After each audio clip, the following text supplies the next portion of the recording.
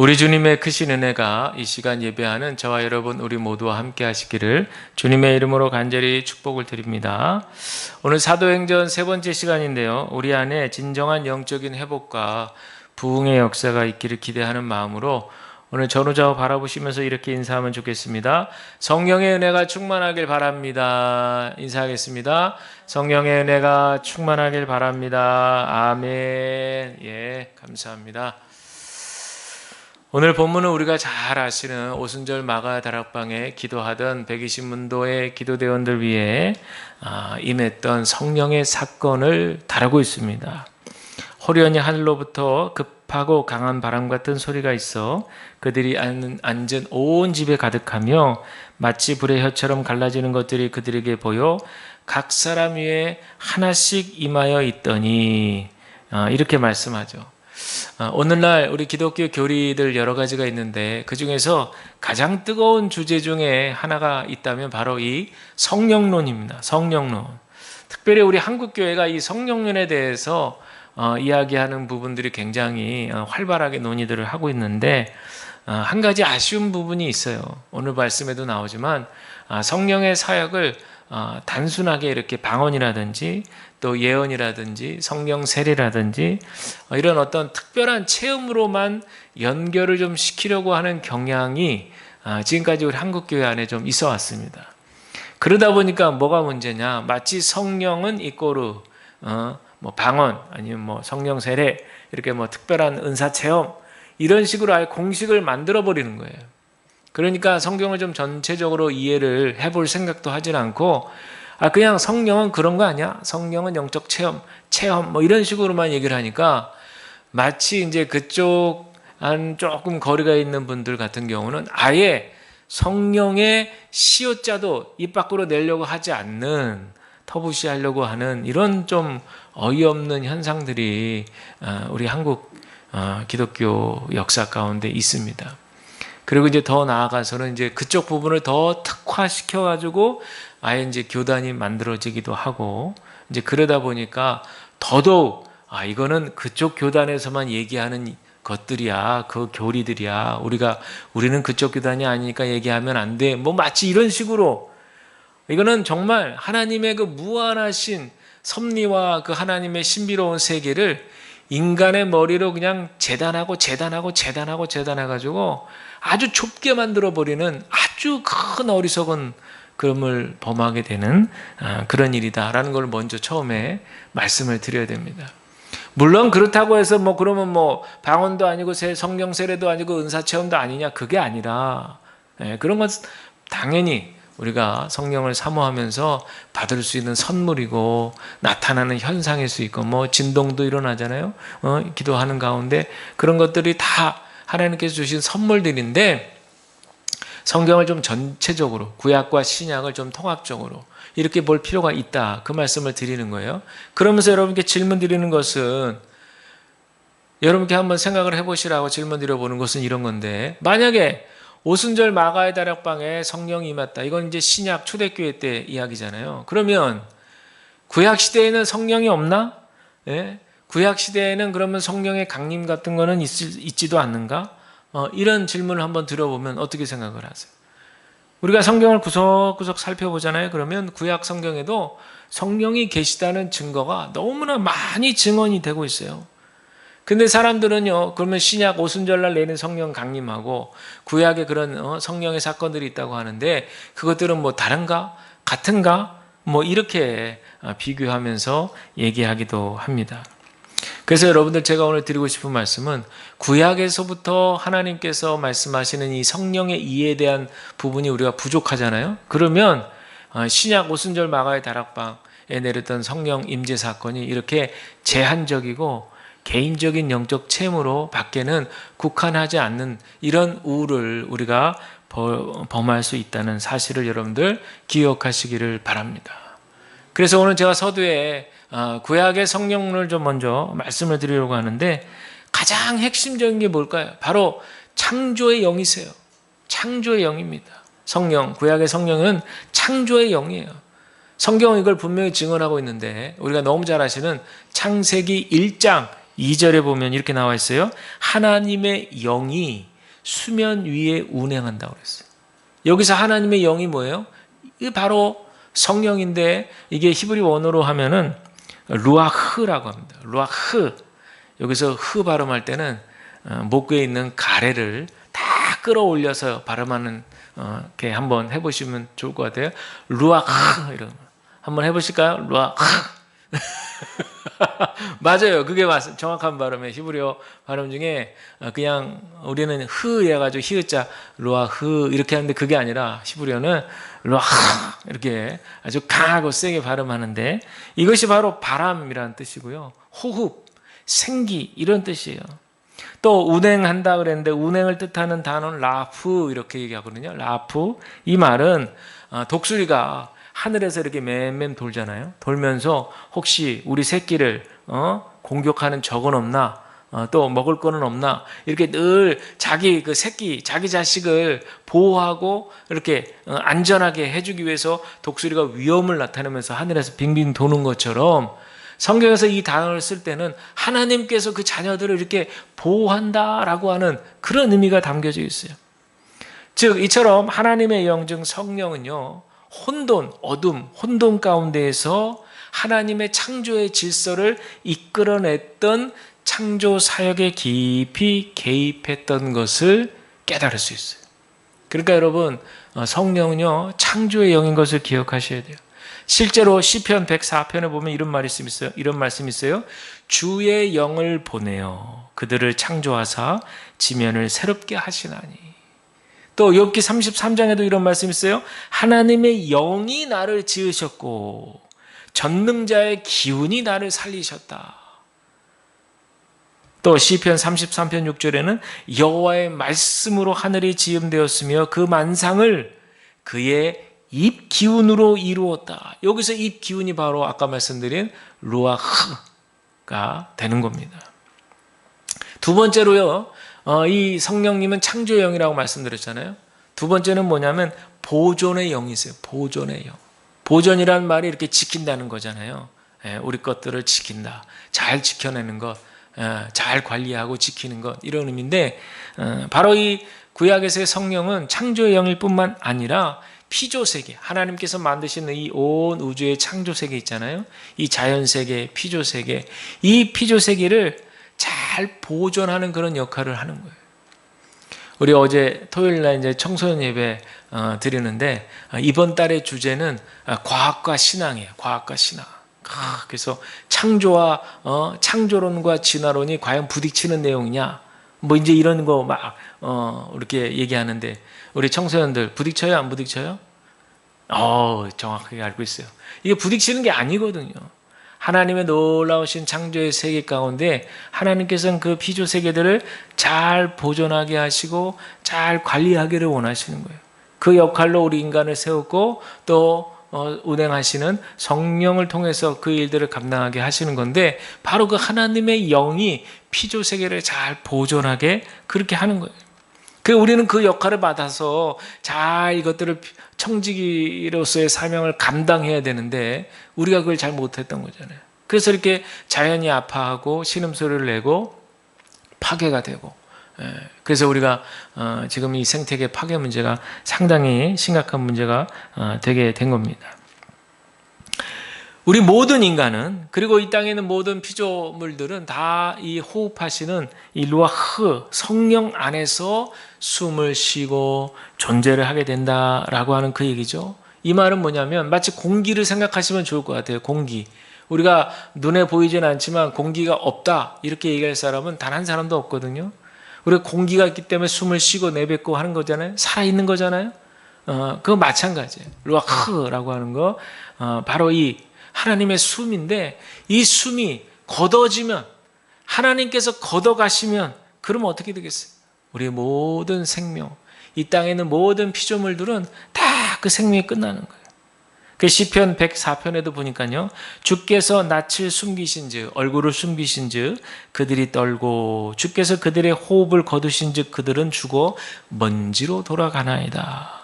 주의 영을 보내어 그들을 창조하사 지면을 새롭게 하셨나이다. 아멘. 이렇게 고백하고 있어요. 즉 우리 피조세계의 모든 생명체들, 뭐 우리 인간뿐만 아니라 이 땅에 있는 모든 아름다운 생명체들은 다 그 살도록 질서를 부여해 주시고 그 생명이 끊이지 않도록 보존해 주시는 그 능력은 어디에 있냐? 바로 성령께 있다는 거예요. 바로 성령은 두 번째로 그래서 어떤 영이냐? 생명의 영인 거예요. 창조의 영이고 두 번째 생명의 영이라는 거예요. 따라서 우리는 이 성령을요, 개인의 어떤 영적인 구원으로만 이해할 것이 아니라 우선적으로는 창조의 영이다라는 것을 기억해야 됩니다. 그래서 우리가 이 구약과 신약을 포괄적으로 볼 때 우리는 구원론, 우리 예수 믿어서 하나님의 자녀가 되었습니다라고 하는 이 구원론에 너무 중요한데, 여러분 오해하지 마시고, 너무 중요한데 여기에만 천착해 있으니까 이 피조세계를 볼 수가 없는 거예요. 우리가 너무 중요한 예수님의 믿음으로 구원함을 얻는과 동시에 하나님께서 이 땅을 아름답게 창조하셨다라고 하는 이 창조신앙을 우리가 회복할 필요가 있어요. 그래야만 이 성령을 이해함에도 불구하고 이해를 할 때에도요, 단순히 그냥 이렇게 방언, 은사 이렇게 그냥 그 중심으로만 생각하면요, 어떤 일이 벌어지냐면, 나는 방언 받았는데, 속으로 얘기하겠죠. 저분은 방언 못 받은 것 같아. 나는 받았어 하면서 막 어깨가 점점 막 올라가는 거예요. 여러분, 고린도전서에는 분명히 나와 있잖아요. 이 모든 은사들은 무엇을 위해서 하나님이 주신 거예요? 공동체의 뭘 세우기 위해서? 덕을 세우기 위해서. 덕을 세우기 위해서. 그렇게 많은 고린도 교회에 그렇게 영적 은사들이 불같이 막 일어났는데 불구하고 교회는 분란이 일어나고 파당해지고 있어요. 그 하나님이 그거 아니야. 니네 그거 잘못하고 있는 거야. 분명히 얘기하시는 거예요.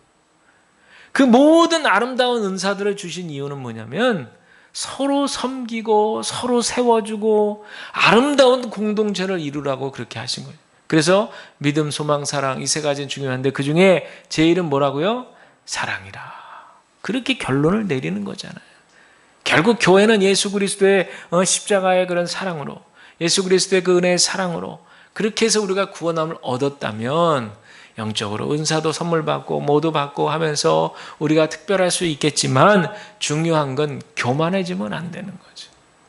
이걸 바로 이제 영적인 에고이즘이다 이렇게 얘기하거든요. 그래서 뭐 웃기는 얘기지만 방언 못 받으면 등신 중에 고등등신이야 뭐 이러면서 그렇게 그게 무슨 뜻이겠어? 뭐 웃으면서 하는 얘기지만 남을 이렇게 폄하하는 거잖아요. 나는 너보다는 신앙적으로 영적으로 더 위에 있어. 은근히 그걸 얘기하는 거잖아요. 교회는 그렇게 해서는 안 된다. 그렇게 해서는 공동체에 덕을 세우지 못한다. 제가 예전에 오래됐어요. 벌써 오래전에 어느 교회에서 있을 때인데 그 교회가 좀 은사가 일어나는 분들이 있었어요. 그래서 이분들이 자기를 좀 드러내고 싶은데 어떻게 드러내야 되나 이렇게 봤더니 새벽 기도했대. 새벽 기도회 때 이제 일반 교인들 어느 정도 기도하고 이제 쭉 빠져나가잖아요. 그럼 그분들은 끝까지 남아가지고 몇 분이 남아있어. 그래가지고 서로 자기가 받은 은사 자랑하면서 각 축전을 벌이는 거예요. 제가 이렇게 듣고 있으면은 딱 그 모양이야, 완전히. 그러면 누가 더 많은 은사가 나오나, 누가 더 오래 하나, 막 이런 거 마치 이렇게 경쟁하듯이 하더라고요.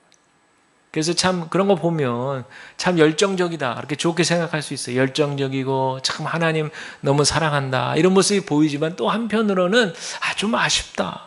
좀 아쉽다. 조금 더 겸손하게 자기가 받은 은사를 감사하면서, 왜냐하면 이제 그분들의 삶, 그분들의 평가, 평판 이런 거를 다 아니까, 교회에서 그분들이 어떤 평판을 듣는지 또 그분의 그 인격이라든지 그런 거를 너무나 다 잘들 아니까 좀 아쉬운 거예요. 그래서 여러분들 우리가 이 성령을 잘 이해해야 됩니다. 그래서 우리가 은사도 받고 방언도 받고 여러 가지를 받지만 중요한 것은 성령은 창조의 영이시고 생명의 영이시라는 거예요. 우리 생명에 대해서는 조금 있다가도 다시 한번 제가 말씀을 드릴 텐데, 자, 오늘 본문에 이제 세 가지 성령이 임했을 때 나타나는 표적이 설명되고 있어요. 첫째는 급하고 강한 바람 같은 소리 그랬습니다. 우리 2절 말씀 다 같이 한번 읽어볼까요? 시작. 호련히 하늘로부터 급하고 강한 바람 같은 소리가 있어 그들이 앉은 온 집에 가득했다. 이렇게 설명하고 있어요. 이 강한 바람 같은 소리가 바로 루아흐가 되는 거죠.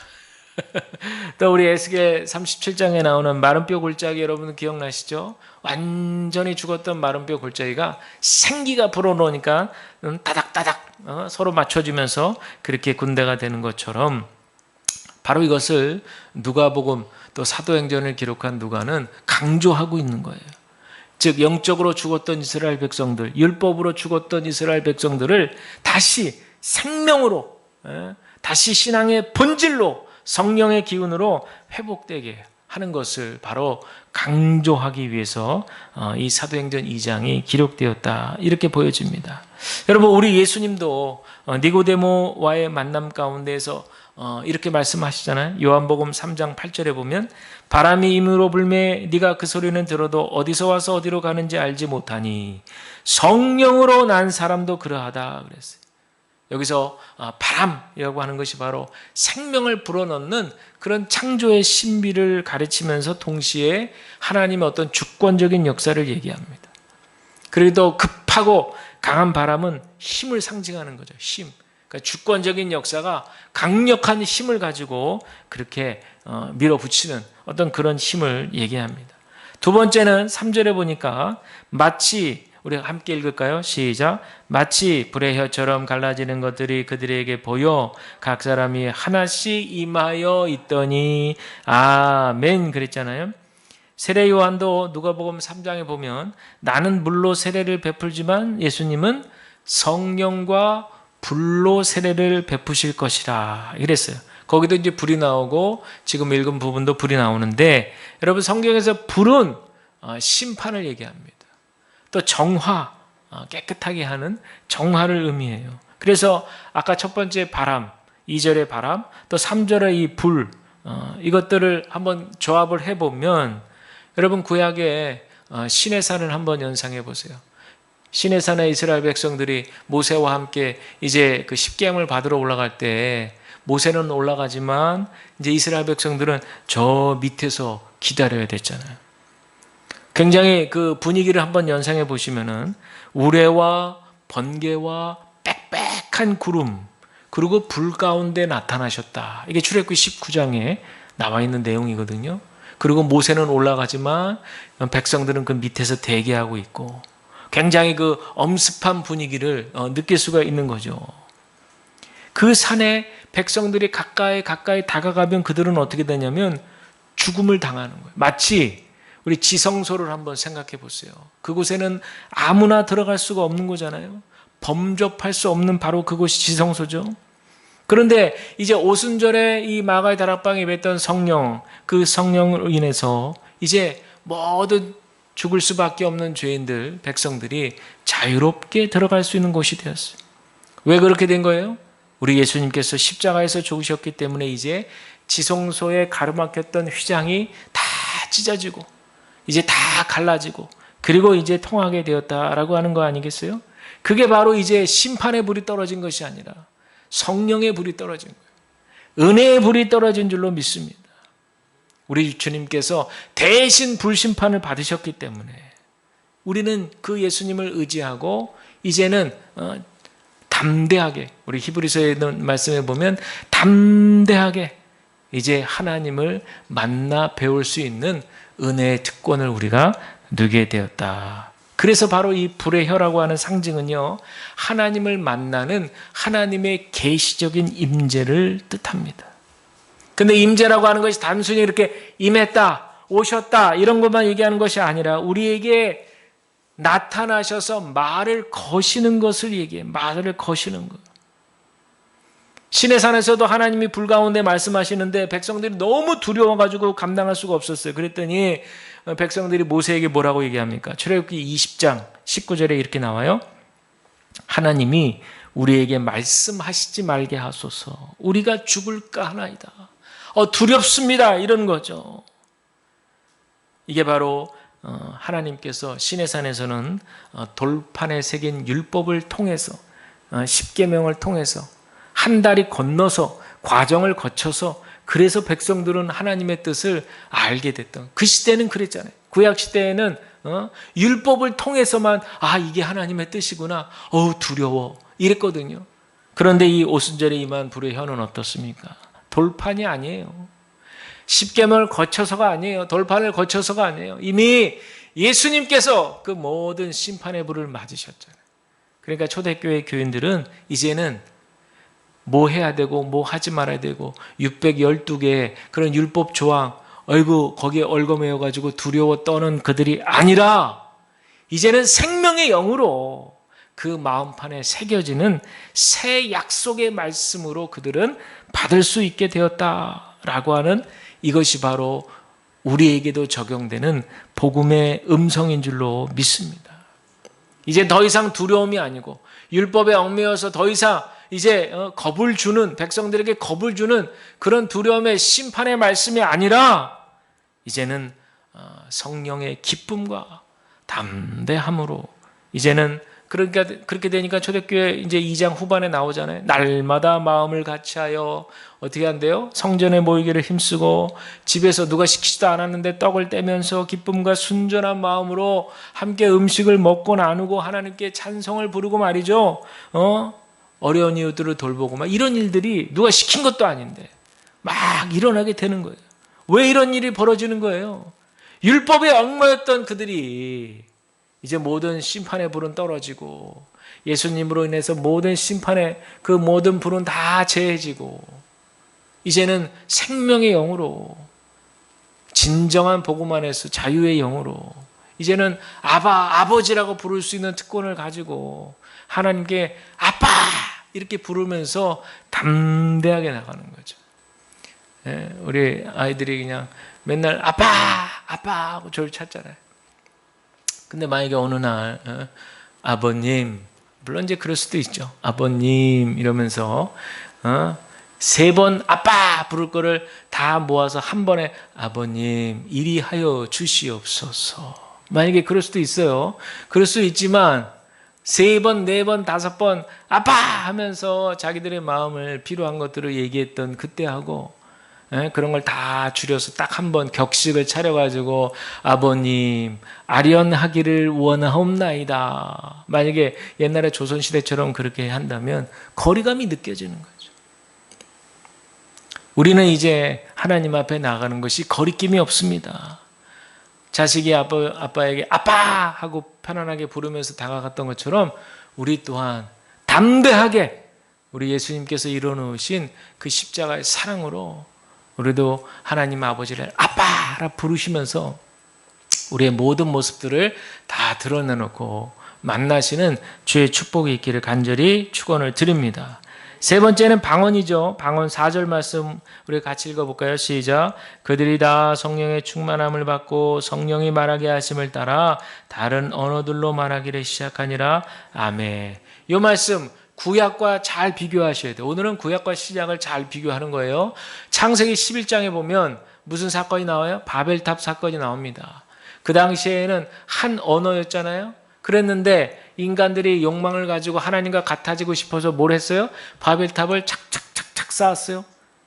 그 뒤에 하나님께서 이거 안 되겠다. 그래가지고 어떻게 쫙 흩어버리시면서 하나였던 언어를 어떻게 한 거예요? 서로 못 알아듣도록 각 나라의 언어로 바꿔버리셨어요. 흩어버리셨어요. 창세기 11장에 이제 그런 사건이었다면 하나님을 욕되게 하고 하나님과 같아지려고 했던 그런 사건이었다면 지금 이 오순절에 임했던 방언은 바로 그것이 혼잡하게 했던 언어를 다시 회복시키고 서로 각자의 언어로 그것을 알아듣게 되는 놀라운 역사가 있게 되는 거예요. 회복의 은혜가 임했던 것이죠. 여기서 이 방언을 각 나라의 사람들의 말이 제각기 방언으로 말하는 기적이었다. 이렇게 이제 해석하는 경우도 있고, 그게 아니라 듣는 것이 그것이 각자의 그 어떤 말로 듣게 되었다. 이렇게 또 보는 견해들이 있어요. 어쨌든 창세기 11장에 그런 어떤 인간의 탐욕이 심판이 사도행전 2장에 와서 이렇게 다시 연합되고 회복되는 그런 상징적인 그런 기적의 역사가 바로 이 장면에서 일어나게 되는 거예요. 결국에 이것은 어떤 의미가 있는 것인가? 바로 다시 하나로 모으시는, 연합하게 하시는, 그래서 하나가 되어서 하나님을 섬기게 하시는 이런 은혜가 바로 오늘 이 말씀에서 우리가 깨달을 수가 있는 것입니다. 그렇다면 오순절 성령의 강림 사건이 우리에게 어떤 영적인 의미가 있을까요? 첫째는요, 성령이 임하잖아요? 그러면 우리의 안경, 세상을 보는 안경이 바뀌는 거예요.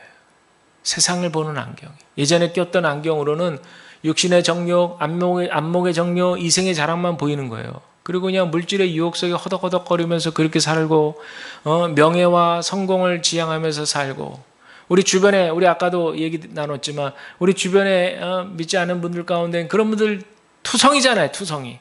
그렇죠. 명예심, 돈, 욕심, 하여튼 이기심, 할 것 없이 그냥 그거에 매여서 참 우리는 그런 모습을 보면 얼마나, 참 안 됐다. 예수님을 믿고 알고 믿으면 얼마나 좋을까. 우리는 이제 그런 생각을 하는 거잖아요. 왜? 우리에게는 이미 하늘나라의 가치가 말씀을 통해서 들어와 있기 때문에 그래요. 여러분들 성령이 임하면 우리는 더 이상 육에 속한 존재로 살거나 세상 정욕을 쫓아 살지 않고 위의 것을 추구하게 된다는 거예요. 여러분, 이거 굉장한 변화예요. 위의 것을 추구한다는 거예요. 그리고 하늘의 신령한 복과 하나님이 주시는 지혜로 살아가려고 한다는 사실 여러분들 기억하시기를 바랍니다. 그러니까 우리가 하나님의 영, 거룩한 영을 받았어요? 못 받았어요? 이미 받은 거예요. 할렐루야. 오늘 이 말씀 보니까 나는 이제 새 영을 다시 새롭게 받아야 되나? 여러분들은 이미 받은 상태예요. 저와 여러분들은. 받은 성령님과 우리는 교제하고 동행하면서 살면 되는데 자꾸만 우리가 세상적인 가치관에 곧대곧대 유혹에 넘어가다 보면 마치 내 안에는 주님이 안 계신 것처럼 느껴지는 거예요. 자, 여기서 여러분 중요한 말씀 드리는 것은 내 신앙이 나는 아무것도 할 수 없고 꼼짝달싹 할 수 없고 그저 하나님 나를 선하게만 이끌어 주시고 내 말과 행동도 다 착착착착 그 길로 하나님이 원하는 길로 인도해 주셔야죠. 내가 왜 이렇게 지금 이렇게 힘들고 어렵고 이렇게 유혹 가운데 허덕허덕거리면서 이렇게 살게 하십니까? 이거 바른 고백일까요? 바르지 않는 고백일까요? 이렇게 고백하는 분들의 신학적 배경 속에는 인간의 책임, 응답 이런 부분들이 배제되어 있었어요. 근데 우리가 지금까지 한국교회 이런 부분들이 너무 많았어요. 너무 많았어. 저는 아무것도 할 수 없습니다. 하나님께서 다 모든 것을 알아서 행동까지.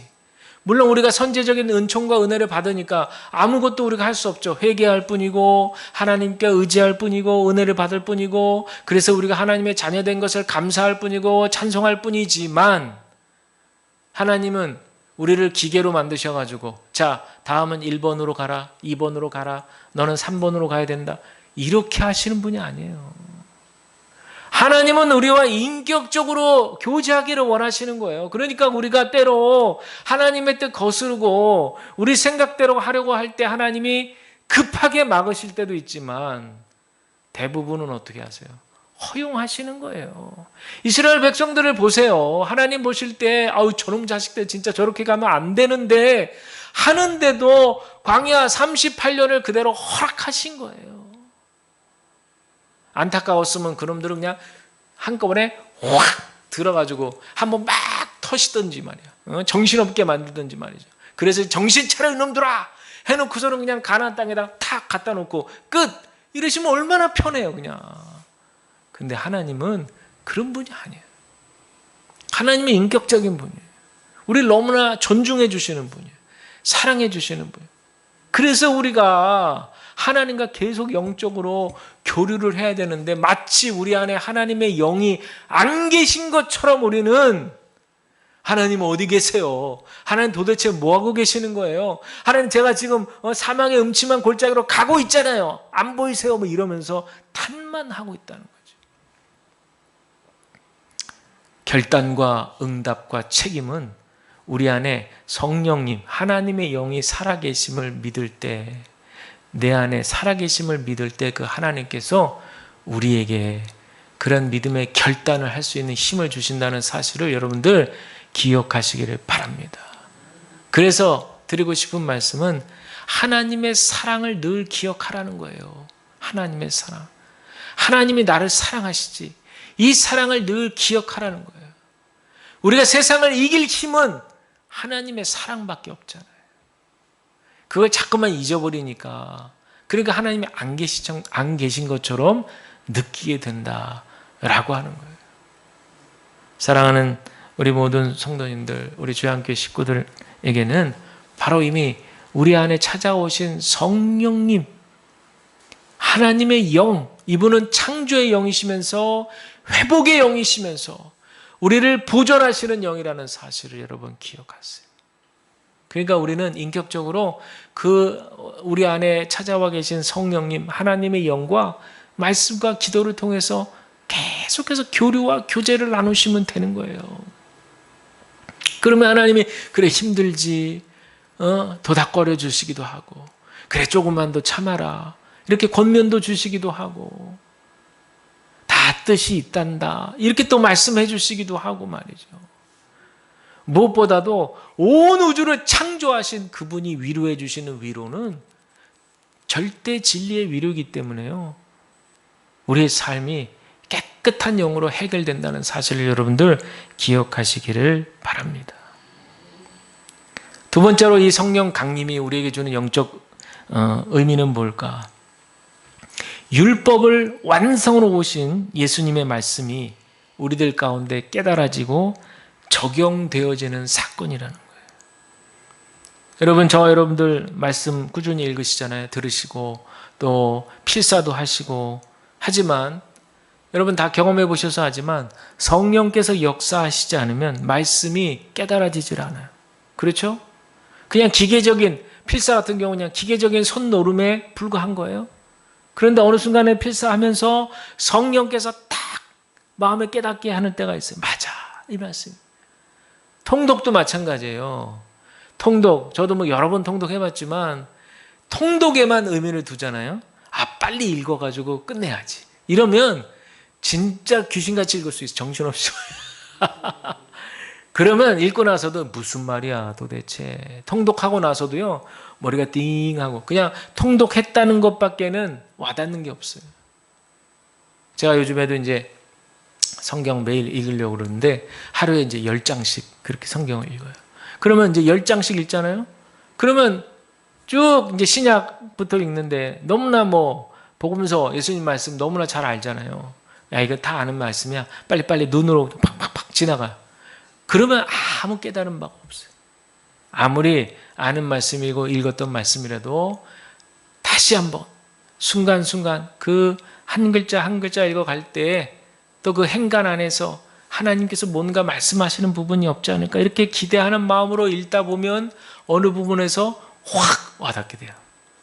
그러면 주저하지 않고 저는 어떻게 하느냐? 형광펜으로 쫙쫙 긋는 거죠. 그리고 그 부분을 눈여겨보게 되는 거예요. 왜 성령께서 지금 이 대목을 나에게 주목하게 하셨을까?